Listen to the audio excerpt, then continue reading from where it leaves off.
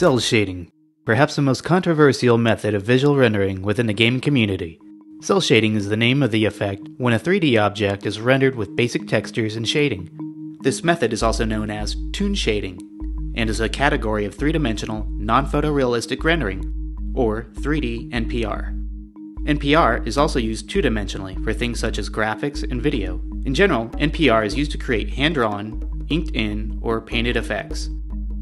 For gaming, this process simplifies a character or object's range of colors, shadowing, and highlights, and at the same time gives the game a very unique look that is normally found on two-dimensional images, such as cartoons or comic books. Back to the name. Cel shading implies the shading of a cell. But what is a cell? The cell is short for celluloid. Celluloid is a transparent plastic sheet upon which character and object animations are painted. The shading process essentially is just giving the character or object a dark color to represent shadows or edges, adding contrast to emphasize or even exaggerate distance, depth, light, and dark. This process evolved dramatically in the theaters as cartoon animation's popularity pushed animators to think of new ways to create real-world effects within the limits of a 2D format.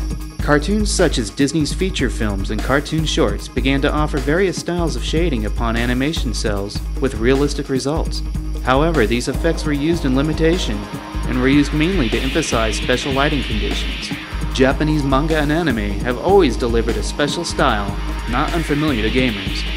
This style of animation more closely resembles most of the games using this effect. Japanese animation often uses flat shading and tone shading in ways that bring even rather simple images to new levels of depth.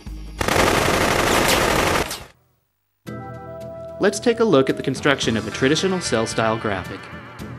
First, you start off with a background. Now let's add in our main subject, or character. Once the character has been completed, we can move to coloring and shading. Lighter colors are used to highlight, and darker colors are used for depth and shadows. Once we have our figure colored in, it's time to clean up the overall picture, and if needed, correct the lighting, and crop the canvas to the preferred aspect ratio. The 2D process has many variables in order to create your product. Now let's add a 3D element into the mix. In a 3D environment, the rules change, as does the position of the subject as well as the lighting. Since these graphics are rendered in real time, many processes are taking place to keep the image's correct point of perspective, including proper shading from artificial lighting sources. We can see how this breaks the mold of traditional 2D shaded animation and enters into a very unique realm of its own. Over the years, there have been many games that feature cel shading, or elements that involve cel shading in the overall construction of a game. This style might not suit everybody's taste. In the past, there have been instances where many fans cried out once they found out that their favorite upcoming title was announced to be using this technology.